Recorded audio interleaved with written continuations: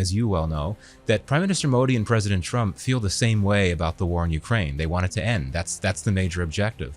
So at a moment when President Trump has been really pushing Russia hard to sign on to this peace process plan, he could have seen this as an opportunity for Prime Minister Modi to deliver a message to President Putin. But how is it that the West is very critical of President Putin visiting India, but very appreciative of President Putin visiting Alaska or President Putin going to Tianjin? Doesn't this smack of Western hypocrisy? No, it's true that if you look at the European countries too, right? I mean, until fairly recently, many of them were continuing to import Russian energy, right? And you could also expand this critique to get to the fact that India was punished so much by the Trump administration for importing oil from Russia when China has been importing more. India wanted to telegraph this very strong message to the West that was, yes, India is willing to do certain things, but at the end of the day, it continues to have this special relationship with Russia. Is that the impression you get? Europe wants to continue fueling this war or arming Ukraine, and President Putin's made it very clear that Europe is fueling this war. I think the criticism continues. I think that for President Trump, his anger with Putin is not necessarily because he invaded Ukraine, but more so because he's not buying into Trump's peace plan. The world is going through a churn. There's chaos. Old relationships are strained. New relationships are emerging. But in midst of all of this, there's one relationship that stood the test of time. Yes, there have been ups and downs, but more ups than downs. And we're talking about the India-Russia strategic partnership. And how is this relationship and the recent visit of the Russian president, Vladimir Putin, to India being viewed across the Atlantic?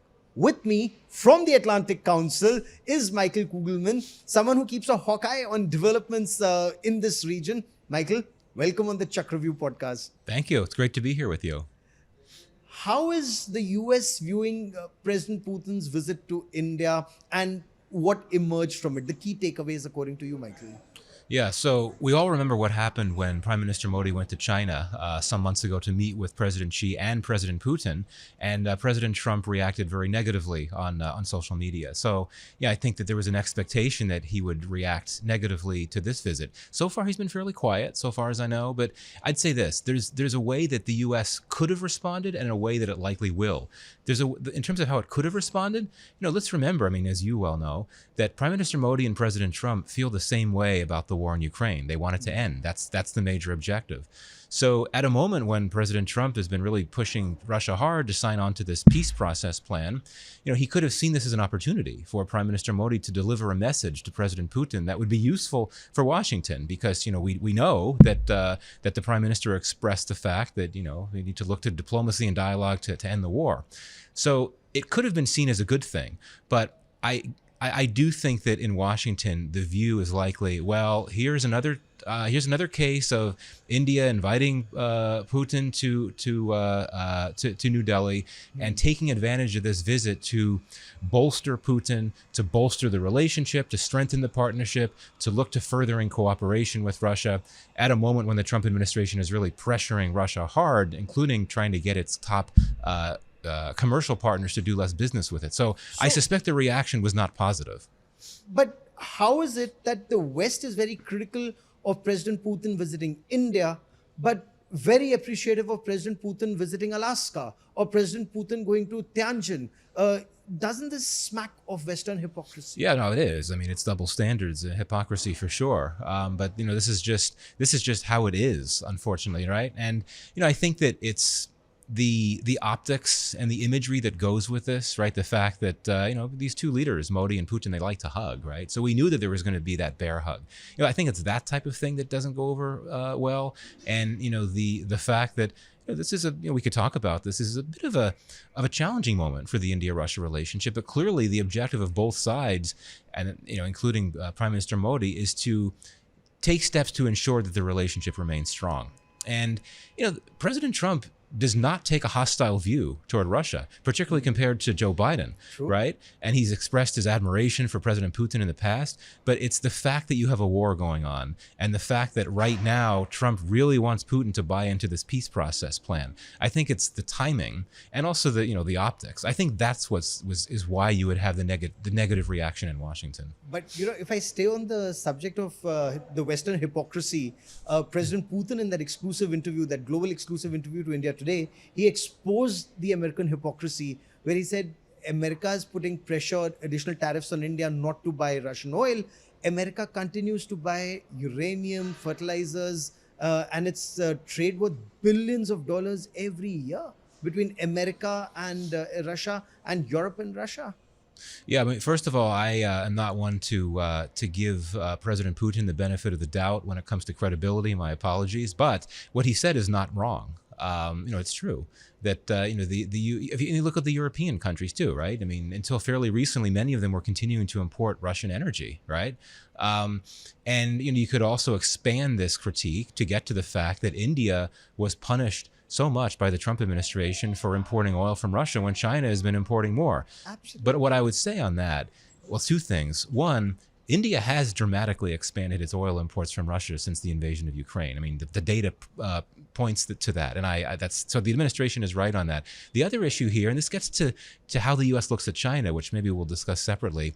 Yeah, I think the Trump administration really he respects how much leverage China has over the global economy, and I think that he would not want to take steps that could risk Chinese retaliations against the U.S. that could imperil U.S. economic interests. So I think that's how you can explain the hypocrisy on the issue of why is India getting singled out with 25% tariffs for its Russian oil imports when China doesn't get hit quite as hard. But yeah, as President Putin said, as many others have said, yeah, I mean, there is hypocrisy. There are double standards from the U.S. and the West, but some of this has to be qualified. Yep. Yeah. And is this visit a pushback against that hypocrisy?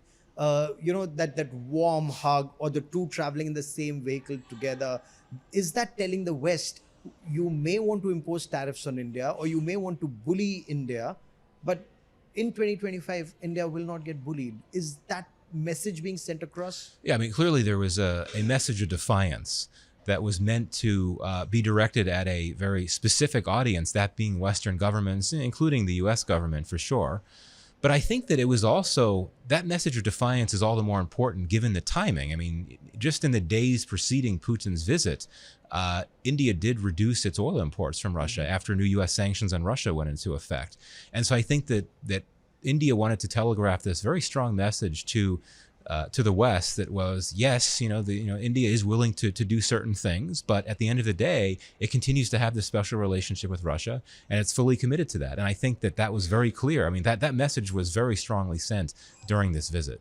And Prime Minister Narendra Modi is saying that India is not neutral in this war. India is on the side of peace. He appreciated the recent efforts that are being undertaken. My assumption is he's talking about the US special delegation at the Kremlin, the meeting that Steve Witkoff had with President Putin that lasted apparently 5 long hours. Again, Right. in that interview to India Today, President Putin said 5 hours maybe was too long. But do you see something emerge from those talks? What's the conversation like in America? Yeah, I mean, I certainly hope that they'll be able to move the needle forward, because I mean, obviously wars should not continue. This war, it's a terrible war, it needs to end. But I think that, certainly India's interests, I think, have been negatively impacted by the war for a number of reasons. One being Russia's closer relationship with China.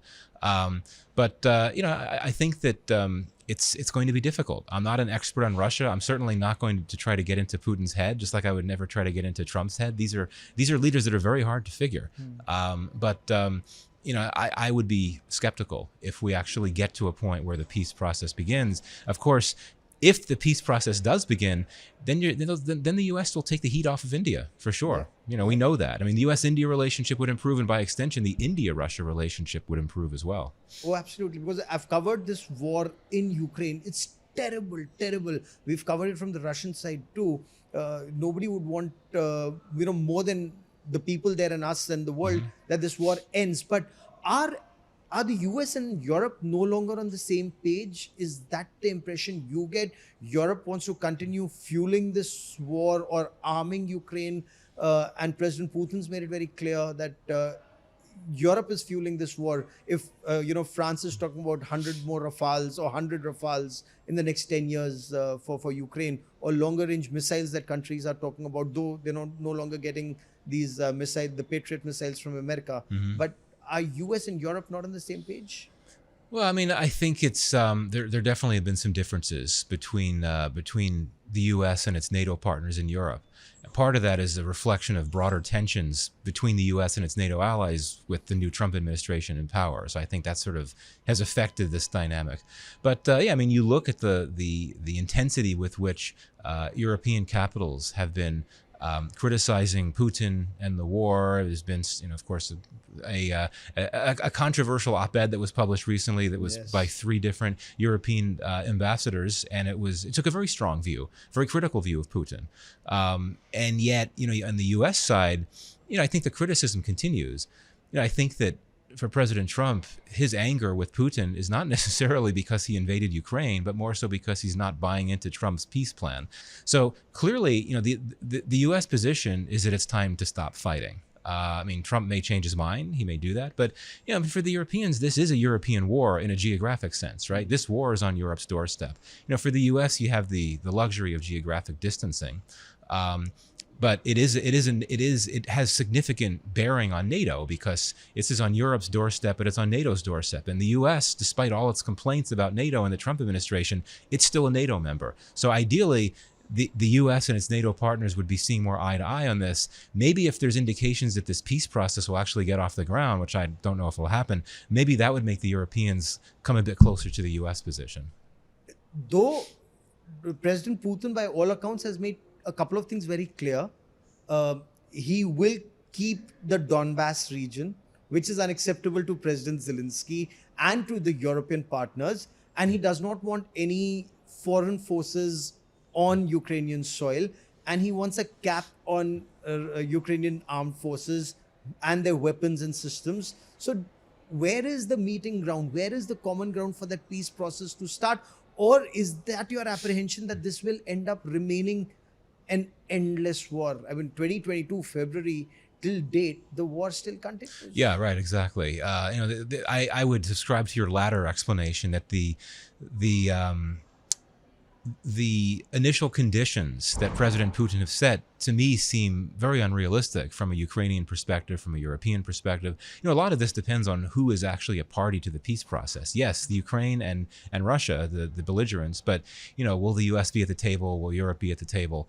That's going to figure in this as well. But no, I mean, just the fact that, the Russians don't seem at all interested in stopping. I mean, just when you start hearing talk about, the possibility of a peace plan, right after President Putin was here, I think attacks intensified again in Ukraine, right? Is that a message that's meant to be sent to try to, position Russia strongly in potential talks? Maybe. But I also see that as pure belligerence as well. So is there a perception that Europe and America will no longer be on the same page? There are many who say that President Trump could lose interest, and if US were no longer funding this NATO effort or Ukrainian effort, can Europe, in your view, do it on its own? I mean, not an expert on NATO defense policy, so I'm not the most definitive voice on this, but I think it'll be very difficult, right? I mean, given just how much the US provides. And we know that for quite some time, and not just the current Trump administration, but the previous Trump administration had really been complaining and pressuring the European allies, the NATO allies, to do more spend more. And that pressure is going to continue. And that's going to make the NATO partners even more unhappy. But in terms of the numbers, the U.S. puts a lot out there. And given the scale of this war and given the needs for getting support to Ukraine, if the U.S. pulls out military support, I think that could be potentially very problematic for NATO. Is there also an apprehension that President Trump imposing the 25% additional tariffs on India, the hostility that we've seen in this creeping into this relationship, the proximity between US and Pakistan, is all of that, and there are many commentators in the US who seem to imply that America is pushing India closer into Russia and China's arms. You saw what happened in Tianjin and post-Tianjin. What's your reading? Well, I think it's different cases if you talk about China and Russia. I mean, as you know, India has been looking to ease tensions with China for more than a year. I mean, this goes back to the border patrolling deal in October of last year, which was several months before Trump took office. It was several weeks before he was elected. So that's clearly a different thing, right? I mean, that was clearly an effort to try to ease tensions on the border, make the relationship more bearable so that India could focus on other issues. With Russia, it's different as well because this is a special relationship, and so you don't need, Modi didn't, or the Indian government didn't need anything to drive it into Russia's arms, right? It was already in Russia's arms. Maybe the embrace has become even stronger, but then again, given what's happened in recent weeks with India having to cut back on some of its oil imports, maybe to an extent, the U.S. and the sanctions on Russia have actually, brought India just a tiny bit away from Russia when it comes to the energy partnership. But the U.S.-India relationship is in a lot of trouble right now. I think we have to be very clear on that. We shouldn't sugarcoat this. It's in crisis, and it's probably the worst crisis it's faced in some decades. And we've all been used to this. I mean, you mentioned before the India-Russia relationship is one of the most stable relationships. For the last decade, I'd say that from a U.S. perspective, the relationship with India was probably one of its best, most stable, most predictable bilateral relationships. And going back to, the early, the George W. Bush era, and then coming into Obama, Trump won when things were very good in that relationship, and then Biden. So it's like, where did things go wrong? I mean, we could talk about that all day. But, I think that at the end of the day, it comes down to the fact that this administration takes such an aggressively transactional approach to foreign policy. And that means that you look at, right, the first thing you look at when you're dealing with a country is trade imbalance. What does that look like? And the U.S.-India trade relationship was one with a trade imbalance that was not in the U.S.'s favor. And that put India in the crosshairs right away. But there were so many ways to address it without killing a relationship. Oh, absolutely. There were so many ways. India was anyway looking at more energy imports from the U.S., looking at more defense hardware. Yeah. When we were covering the 1998 Pokhran tests and the sanctions that followed, which led to the entire Indian Navy's Sea-King and Sea Harrier fleet being grounded because of those sanctions. Right. The ANTPQ-37 radars that did not come and cost Indian lives in the Kargil war in 1999. There was so much suspicion of the Americans, the GE-404 engines that did not come for the light combat aircraft. From that point in 1998-99 to 2025, as you very rightly pointed out, NSSP, every US government and Indian government invested so much in this relationship. Now, again, there is that feeling 25 years later, the Americans cannot be trusted. Yeah. They'll stall, if you were to buy strategic weapons from the Americans, they would not give you spares when you need spares. They would not give you GE-404 engines when you need those engines. Yeah, and this is, no, absolutely, and this is, you're right. I mean, you've hit on what worries me the most about the future of this relationship. The trust and the goodwill that's been squandered here, and the fact that the administration, or should I say the White House specifically, either does not realize just how much damage has been done, or it doesn't care about trying to undo that damage. I mean, that's my perspective as an outside observer. Now, one thing a very important contrast that has to be drawn here between the White House and between the rest of the U.S. government. The White House has been driving policy toward India. It's the White House that has had the harsh criticism. You could even describe it as insults, particularly about India's economy some months back. It was the White House that decided on the 50% tariffs. The State Department, DOD, the U.S. military, other agencies in the U.S. government, I would argue that their position remains what the U.S. position has been for quite some time, that the U.S.-India strategic partnership is an important one, and we need to keep it on track. So that raises another interesting question. Will we reach a point eventually where those outside the White House will be able to have more policy space to drive policy toward India? Once we see that happening, I think at that point, we might see the relationship begin to improve. And, we do have two key recent appointments, Paul Kapoor, the new Assistant Secretary for South Asia, and the incoming U.S. Ambassador to India, who is very close to Trump. Yes. And that will definitely, so that suggests to me, if Ambassador Gore decides that he wants to take steps to get this relationship back on track, come what may, he's not going to have resistance from the president and from others close to the president.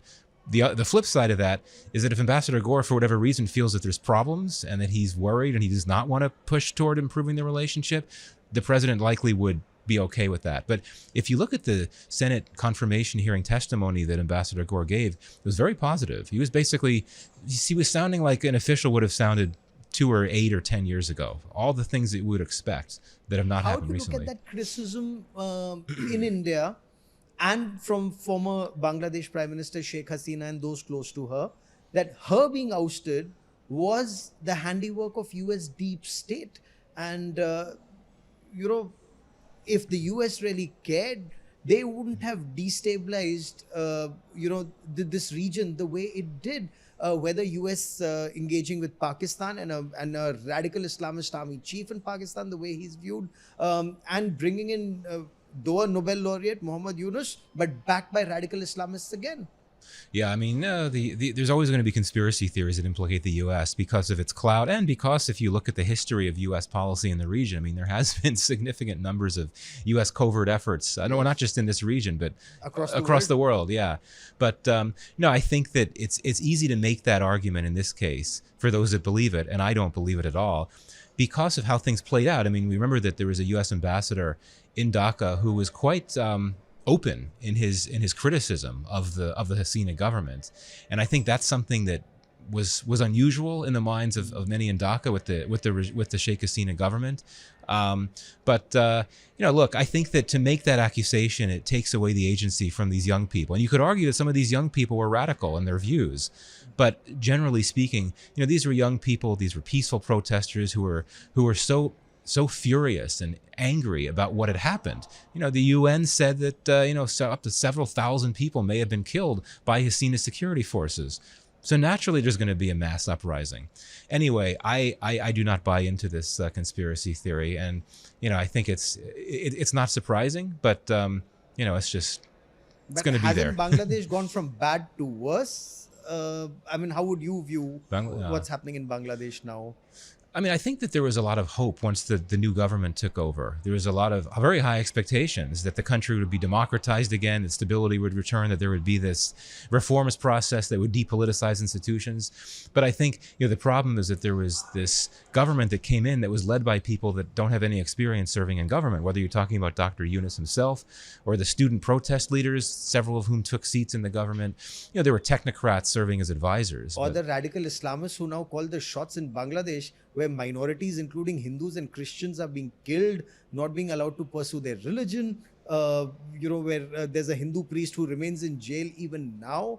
Right, yeah. Where they're unable to follow their own religion in Bangladesh. I think, my view is that the radical Islamists do not call the shots, but absolutely one of the many consequences of the change there is that more space has been given to some very concerning actors. That absolutely is the case. But no, I mean, the economy has improved a bit, but it's still very shaky. There's a lot of concerns about law and order, for sure. And I think that at this point, there's concerns about prospects for violence in the days leading up to the election. I think the key is to see what happens with the election. I think that much of the public had wanted the election to happen much earlier than it's going to happen. I was in Bangladesh in January of this year. Even back then, people I talked to said that we really want the election. We basically grown impatient. And then when I was back again several months ago, that sentiment was even stronger. So that's why these elections are very high stakes. And if they're not accepted, if they're not viewed as free or fair or credible, if they're so violent that people don't feel that comfortable voting, that could be very concerning for the country's stability beyond that. So hopefully the elections will go well. Okay. With the Awami League banned from elections, I mean, whatever way elections will be held, with the principal party being banned, and if we were to just switch across to Pakistan, what explains this love between Trump and General Asim Munir or Field Marshal Asim Munir? Is it just cryptocurrency? What's happening there? Well, I mean, if we want to talk specifically about Field Marshal Munir, there's several things. First, I mean, President Trump, he likes people that govern the way he does or the way he wants to govern. I think he's really attracted to power in a big way. And if you're looking at the Pakistan Army chief, I mean, this is someone who is probably holds more power than almost any other leader in any country does, right? I mean, and of course, Trump met him the first time in June before he was he was benefited by these constitutional amendments that made him even more powerful. So I think that President Trump, he sees something in Munir that he would like to be reflected in himself. This super all-powerful leader, and someone who will not face any resistance with whatever they want to do, wielding it. So that's one thing. Second, this has been very much out in the open for quite some time, that Pakistan's government has hired some especially powerful lobbyists, and that includes some lobbyists that have very close ties to President Trump, and that counts in this administration, because President Trump is someone that is, he really values his personal and family networks. And so I think that's one of many reasons why Munir got that first meeting with Trump. And, when we hear President Trump talk about his favorite field marshal, now, how many field marshals are actually out there these days? But still, again, that might be the work of the lobbying efforts. I mean, just to be very candid about it. Also, I think that Munir and others that have engaged with Trump have made the case to Trump that Pakistan is an important strategic player, especially now with everything that's been happening in the Middle East. Pakistan's proximity to the Middle East, its strong ties with the GCC countries, its friendly ties with Iran. Munir had just been in Iran a few weeks before his first meeting with Trump, and I think that was important to Trump as well. But in terms of why Trump is so enamored of Pakistan more broadly, as you would well know, Pakistan has always been very good at pitching itself to American governments as a useful partner, and it's not to be too candid about it, playing the Americans well, so to speak. And in this case, making this case to the administration that it can offer something big, particularly these commercial opportunities that the administration is seeking globally, like critical minerals, don't the crypto. Americans then do due diligence, as it's known? Because what can a pauper Pakistan anyway deliver? Where has Pakistan been able to deliver anything, except if you were to believe those conspiracy theories that Pakistan was able to deliver the heads of some Iranian generals to the Americans, as conspiracy theorists in Pakistan also say. Yeah, I mean, this is why I'm a bit skeptical about this resurgence in U.S.-Pakistan ties, because these commercial areas that they seem to want to make the pillars of this new partnership, they're not going to get anywhere. There's so many questions with them. I mean, the critical minerals, most of them are in Baluchistan and KPK. It's very dangerous there. And then, crypto is still illegal in Pakistan. It still hasn't been legalized. And so, energy, Trump announced an energy deal. No one said anything since then. Even Pakistani officials are surprised about this idea of huge amounts of oil and gas reserves. So counterterrorism, now this is interesting, and I know perhaps upsetting to many here in India, but when Pakistan helped the U.S. apprehend that Islamic State Khorasan fighter, I think it was back in March, I think that was the first thing that changed Trump's mind about Pakistan. But, every American president gets misled. I mean, this is a template in Pakistan. Any new president comes to America, or any Pakistani general is visiting America, they'll just pick up one terrorist in their jail, hand him over to the Americans, and Americans will say, wow, can't the Americans see, can't they look beyond their nose that these are the same Pakistanis who were involved in 9/11. They're the same Pakistanis who were involved in killing so many Americans in Afghanistan, involved in the killing of Daniel Pearl, protecting the killers of Daniel Pearl, and yet... But, this is... The Trump administration does not... Well, first of all, the Trump administration does not have it doesn't have any Pakistan experts in the White House, so far as I know. That's the first thing. So that context that you just laid out will not necessarily be known, or if it's known, the significance of it won't be taken into account. No institutional memory. Yeah, that's the concern I have. The other issue is that this was, this joint raid to get this ISK guy, it was a one-off, right? And the Trump administration is very tactical. So it sees, the Pakistanis were willing to work with us to get this guy that killed Americans in Afghanistan. And that's enough, right? I mean, there doesn't need to be any... So I think that one incident alone was enough to convince Trump that things would be different, or could be better with Pakistan. Ironic, because we remember what Trump said about Pakistan when he was in power the first time. We paid them $33 billion and, they only... exactly. So what explains that change? Two, Pakistan has jailed their most popular former prime minister. Pakistan has a track record of killing their former prime ministers, whether in jail or through terrorists. And yet the human rights activists and Human Rights Watch and all of them Not a word from them on Imran Khan and the manner in which he's being treated in prison. Yeah, well, I mean, he's not exactly a darling of the West, right? I mean, he's no Navalny figure, right? He's not a Navalny-like figure. He's someone that's taken very harsh views, and so there's been all this. There's this talk about how maybe President Trump would want to help Khan because he seemed to like him when he was president the first time, and they both are similar in that they complain about the deep state and so on. I don't think so, quite frankly. So, and also there's just a lot going on in the world these days.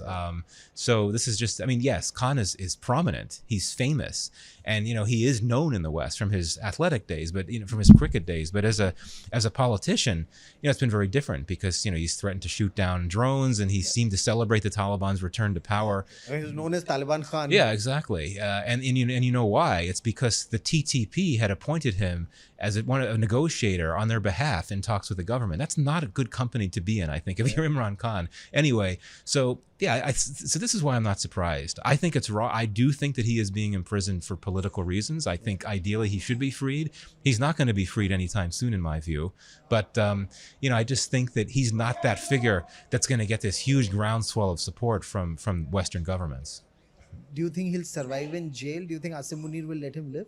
What's your reading? Because you understand Pakistan better than most. Yeah, well, that's kind. I think that the military, Asim Munir and others in the military and intelligence establishment, they have a strong interest in keeping him safe and healthy. Because what's the alternative, right? If they kill him, or even if he were to die of natural causes, quite frankly, imagine the reaction on the streets, right? And if he had a heart attack, he died of natural causes, much of his base would assume that the state killed him, that it wasn't natural causes. And, we haven't seen much mobilization in recent months in Pakistan because there's so much repression and you can't really mobilize. PTI cannot mobilize. But if there was a trigger like that, if Khan died, you would have massive numbers of people in the streets and there'd be fears of violence. And that's not what the military wants, which is already dealing with all kinds of challenges from perceptions of itself and how it's perceived, anti-army sentiment, the resurgence of terrorism, the hot borders with India and Afghanistan. That's the last thing that it would want. So that's why I think that it would have a strong interest in doing everything it can to keep him safe and healthy. Does anybody in the army support Imran Khan? Are there any co-commanders in your view who support Imran Khan, or is he now an isolated, broken man in jail? Well, I mean, there's General Faiz, but of course we know what happened to him. He's in jail He's out of the picture, yeah.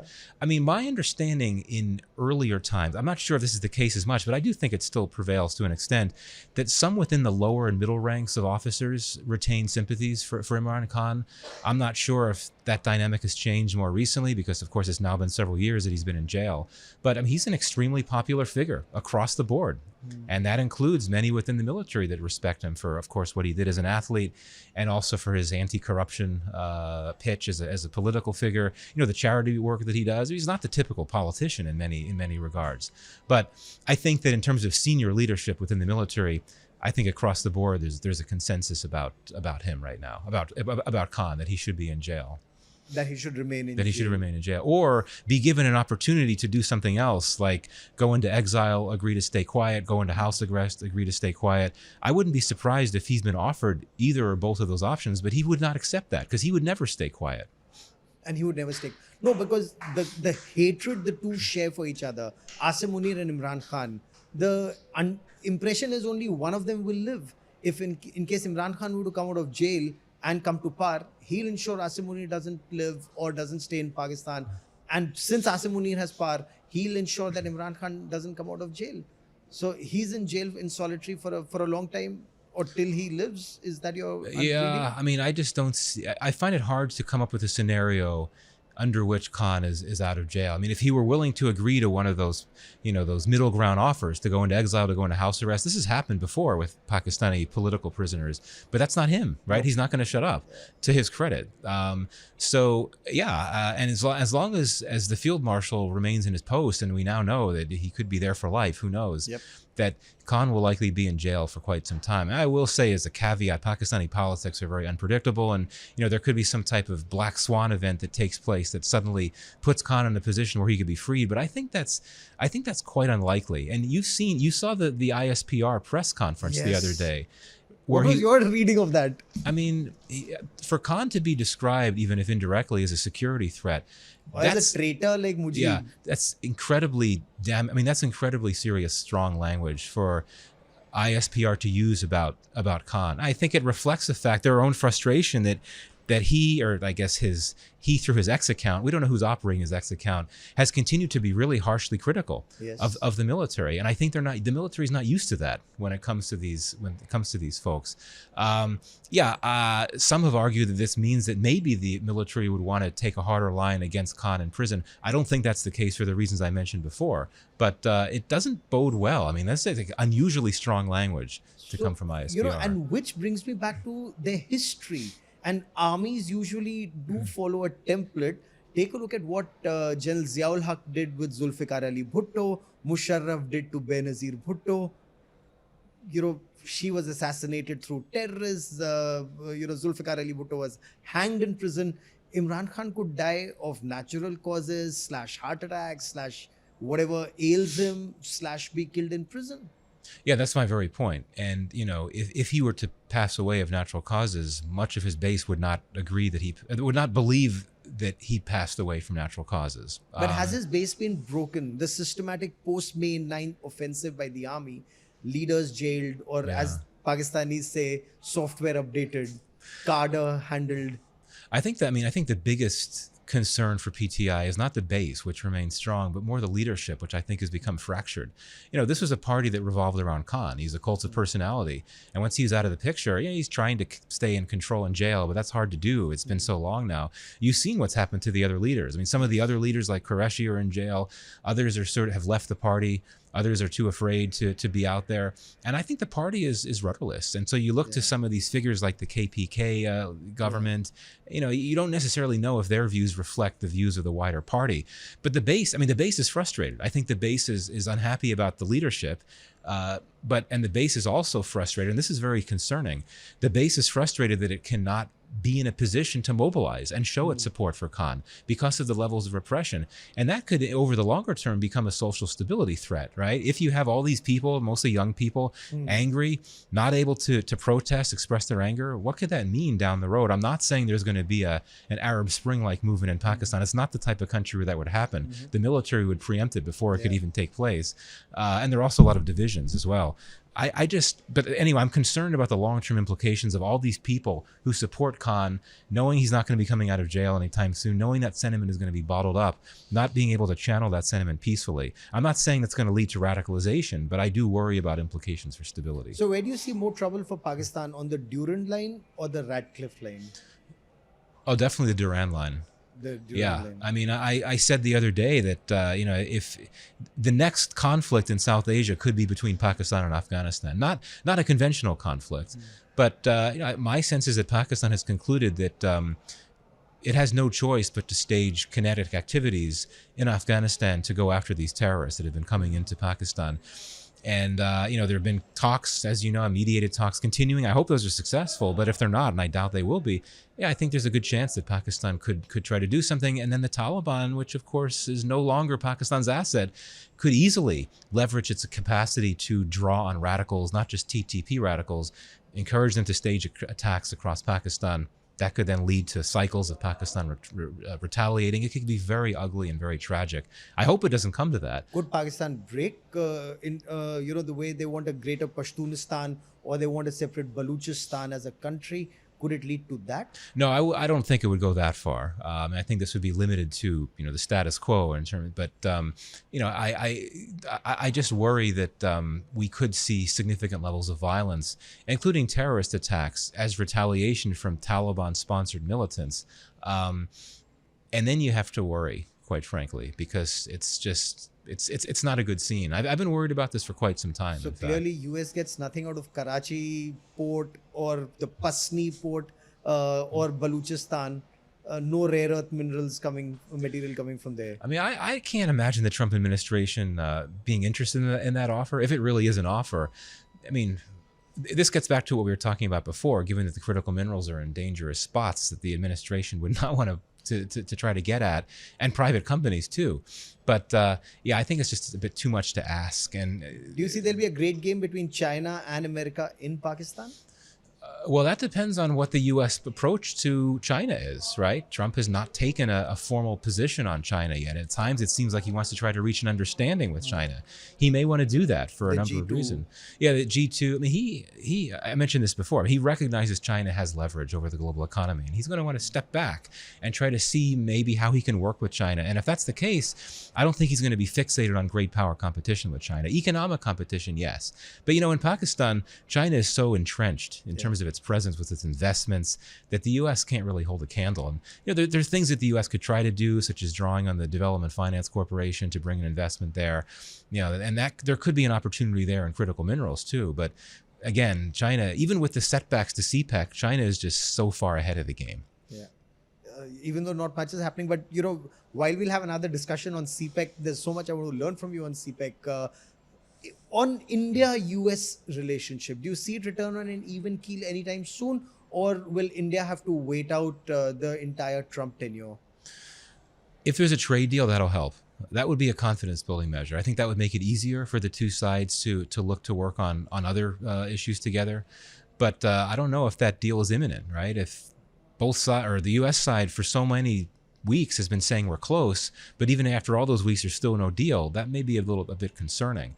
But one thing that would help has already started happening. The White House needs to stop criticizing India relentlessly, and that has stopped, right? That's gone quiet. I think that's important. As I said before, I think that if officials outside the White House are given more bandwidth, policy space to drive the relationship, that will help it get back on track. But ultimately, given all the trust and goodwill that's been squandered here, I think it's going to come down to the president. I think that Trump needs to take it upon himself to show that he himself is personally committed to the partnership with India. And he's continued to be very complimentary of Prime Minister Modi, but I think it would take him coming here for the Quad meeting, presumably early next year, to really move things forward. But I think he would only do that if there's something big to trumpet, and that could entail a trade deal. So I think that from the US side, maybe the ideal thing is to get some type of trade deal by the first few months of next year, when you could have a Quad summit. I mean, I don't know exactly when it would happen. If it happens early next year, then Trump would be more willing to come, announce the trade deal, strengthen the US-India relationship, and also bolster the Quad by finally having that meeting that's overdue to take place. Okay, and US wouldn't be very worried about this reloss agreement that India's had with Russia. This is the first time that Russia would have this logistics agreement, and Russian ships and aircraft could be in the Indian Ocean region. Yeah, no, for now it's a concern. I mean, I said before, Trump does not have he doesn't take a hostile position toward Russia like others, and particularly the Democrats do in the US. But he wouldn't be happy with it now. But honestly, it doesn't involve buying. I don't think he would be as bothered by that as he would be about India ramping up its oil imports from Russia, especially because the U.S. and other countries, France and Israel, are increasingly supplying material to Russia. And the trajectory of U.S.-Russia security ties in terms of the arms trade, it's not quite as positive as it used to be, just because India seems committed to buying more from others now. So very interesting times we live in. Great having this conversation with you. Many, many thanks for joining me here on the Chakravyuh podcast. We're right in the midst of this Chakravyuh. Let's see who emerges and how from it. Michael Kugelman for joining me here in India today. Many thanks. Thanks for having me.